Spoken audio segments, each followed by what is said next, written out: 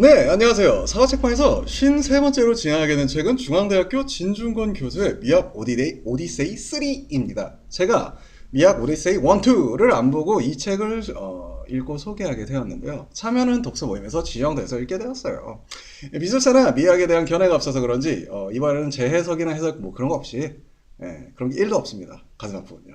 전반적으로 내용 요약 형식으로 가는 것을 양해 부탁드릴게요. 단 좀 어려운 용어 같은 거는 제가 막 이렇게 찾아서 좀 주석 같은 거 달고 그랬으니까요.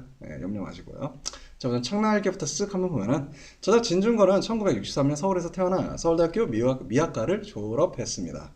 그의 인문학적 미학적 사유는 비트겐슈타인의 인식 틀과 발터 베냐민에게서 받은 영감에서 시작되었다고 합니다.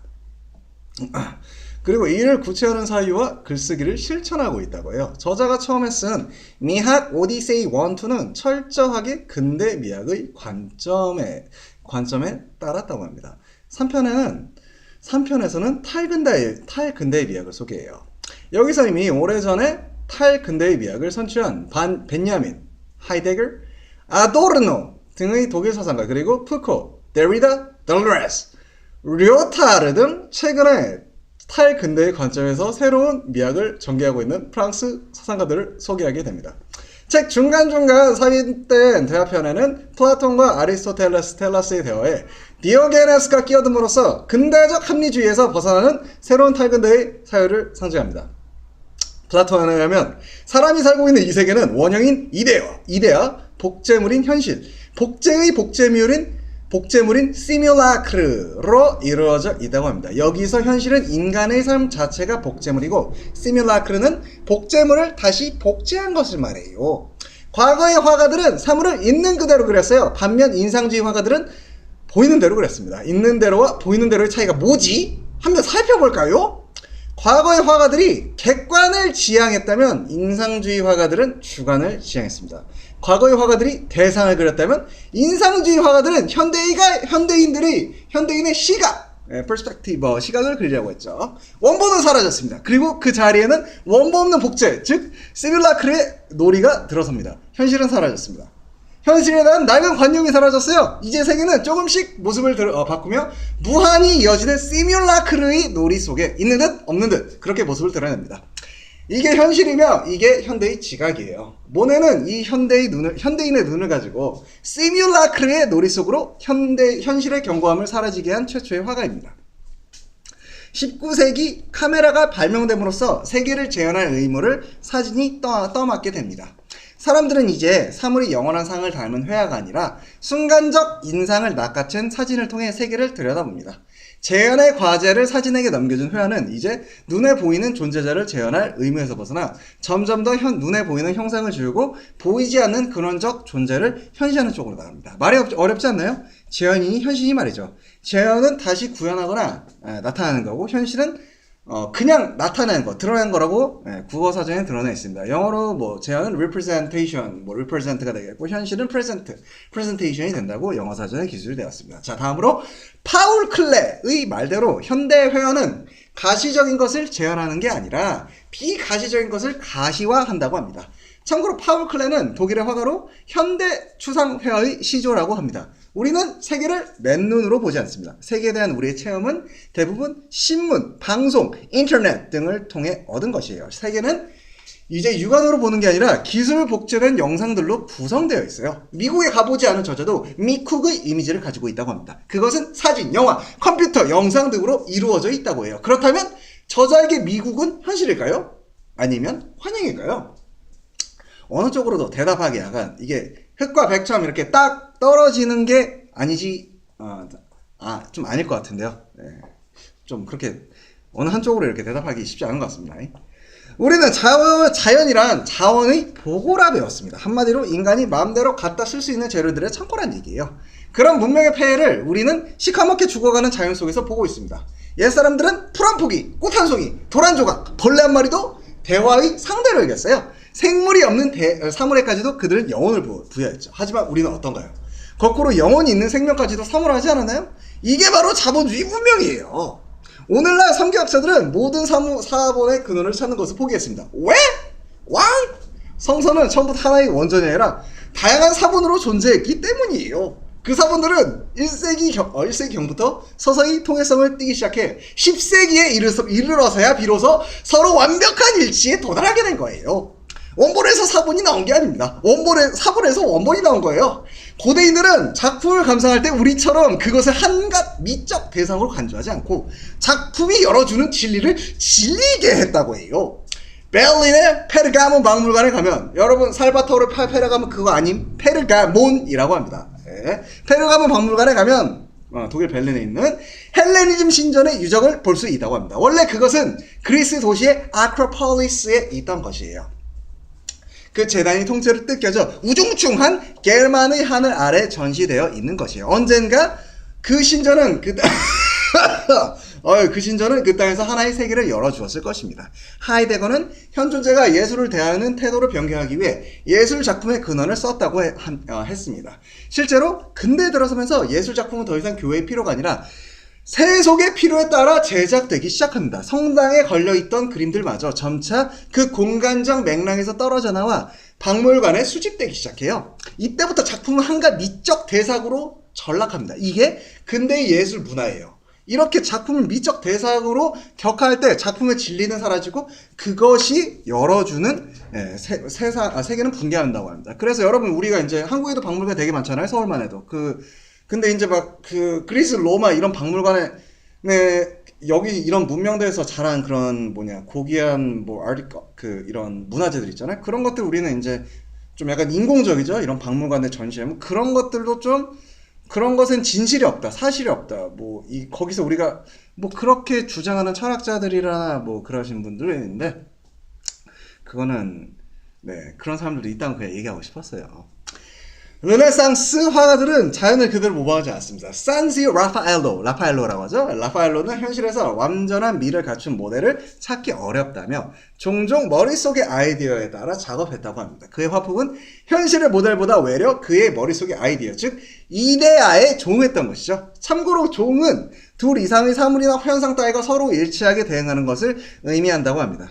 르네상스 화가들은 예술미가 자연미를 모방한 것이라 굳게 믿었습니다. 아직 자연의 우위를 인정하고 있었던 것이죠. 하지만 프레드리히 헤겔은 이 관계를 뒤집었어요. 예술의 아름다움은 자연에서 나온 게 아니라 정신에서 나온다는 것이죠. 헤겔은 감히 자연의 결함을 얘기해요. 자연미는 불완전하다. 완전한 아름다움에 도달하려면 그것을 뜯어 고쳐야 된다. 그래서 예술이 필요하다는 것이에요. 고전 예술은 대중과 코드를 공유했어요. 현대 예술은 일부러 그 공통의 코드를 깨고 다양한 형식 실험을 통해 오직 자기만의 코드를 만들어냅니다. 현대 예술이 어려운 것은 이 때문이에요. 왜? 현대 예술은 사회에 널리 공유되는 코드를 거부하고 굳이 이해되지 않으려 할까요? 그것은 모든 것을 획일화하는 동일성의 폭력으로부터 자기의 개별성과 고유성을 지키기 위해서입니다. 오직 이렇게 할 때에만 예술은 비인간적인 사회 속에서 유일하게 인간적인 존재로 남을 수 있어요. 하나의 코드로 수많은 복제들을 찍어내는 자본주의 사회 속에서 말이죠. 요새 오스무라고 하죠. 오스무가 뭐냐면 one source, multi use, 그거를 이렇게 막 읽으니까 오스무가 되는데요.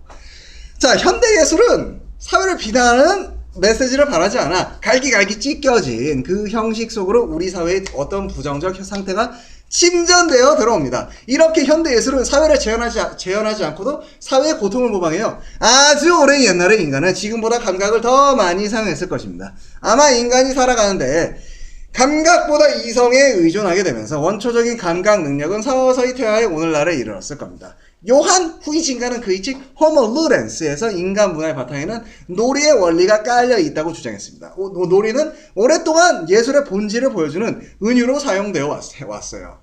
가령 칸트는 미적 판단의 본질에 인간의 인식 능력들, 즉 오성과 상상력의 자유로운 유의에 있다고 보았죠. 예술과 놀이는 한갓 할일 없는 장난이면서 동시에 현실 못지않은 진지한 세계입니다. 저자는 원본 없는 복제를 시뮬라크라 불렀어요. 우리는 아무리 먼 것이라도 복제에 가까이 놓으려고 합니다. 현대인의 시각은 이렇게 사물에서 아우라를 벗겨내는 특징이 있습니다. 왜 그럴까요? 이미 세계가 시뮬라크로 변했기 때문이에요. 과거의 장인적 생산이 유일물의 생산이었다면 자본주의 생산은 하나의 코드로 대량의 상품을 찍어내는 재생산, 즉 복제의 성격을 띱니다. 시뮬라크들로 가득 찬 세계에서는 당연히 사물을 보는 인간들의 시각도 바뀌지 않겠어요. 원작은 지금 여기의 현존성과 결부되어 있습니다. 그래서 원작을 보러 다니는 것은 종교적 순례와 비슷한 느낌을 줍니다. 하지만 복제 예술은 원작의 현존성을 파괴합니다. 영화에는 이미 매체의 기술적 속성으로 들어있어요.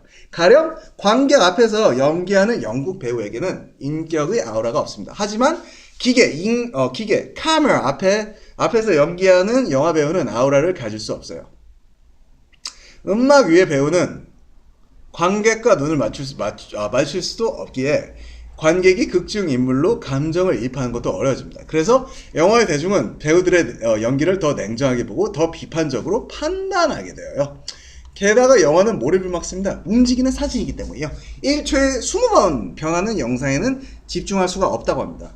갑자기 생각나는데 여러분 월트 디즈니에서 그 디즈니가 이제 그림 그려서 이렇게 1초를 구현하기 위해서 한 10번의 그림을 이렇게 쓱 그렸다고 하는데 여기서는 영화에서는 1초에 20번에 변한다고 하네요. 뭐 스냅샷이겠죠.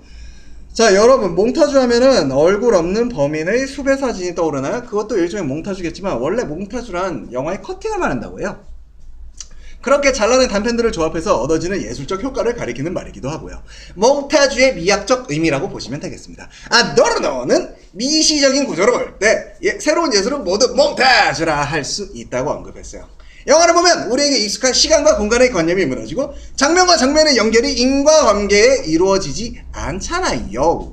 월터 벤야민은 미디어의 유토피아적 희망을 걸었지만 권터 안더슨은 미디어의 미래를 검은색으로 채색했습니다. 베냐민은 미디어가 비판적 수용을 촉진했다고 봅니다. 하지만 텔레비전의 수용은 무비판적이어서 시청자는 편집된 영상을 그대로 사실, 팩트로 받아들입니다. 저는 미디어를 사용하는 것은 일종의 돈을 사용한 것과 유사한 맥락이 있다고 생각해봤습니다. 돈도 좋은 용도로 사용하면 좋은 거고 나쁜 용도로 사용하면 나쁜 거잖아요.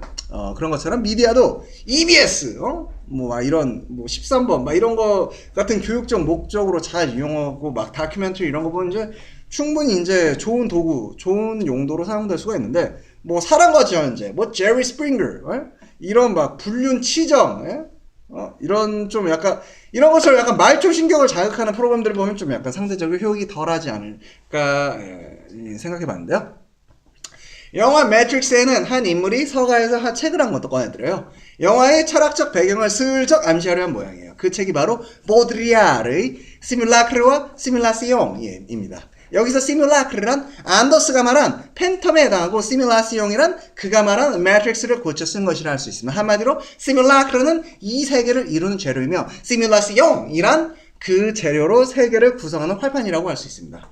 보드리아르가 보기에 미국이란 나라는 거대한 시뮬라시옹입니다. 그 유명한 디즈니랜드 성은 실은 독일의 어느 성을 베낀 것이에요. 미국이란 나라는 처음부터 유럽 문명의 복제로 출발했습니다. 그런 의미에서 미국 자체가 거대한 디즈니랜드인 셈이에요. 하지만 미국이 거대한 가상이라 함은 단지 이 때문이 아닙니다. 자본주의 전체가 거대한 시뮬라시옹이고 그 자본주의가 가장 급진적인 곳이 바로 미국이기 때문입니다. 자, 이렇게 해서 사과책방 53번째 진중권의 미학 오디세이 3를 봐주시고 시청해주시고 청취해주신 여러분에 대단히 감사의 인사를 드리며 여기서 짜이찌에 나있습니다. 빠이.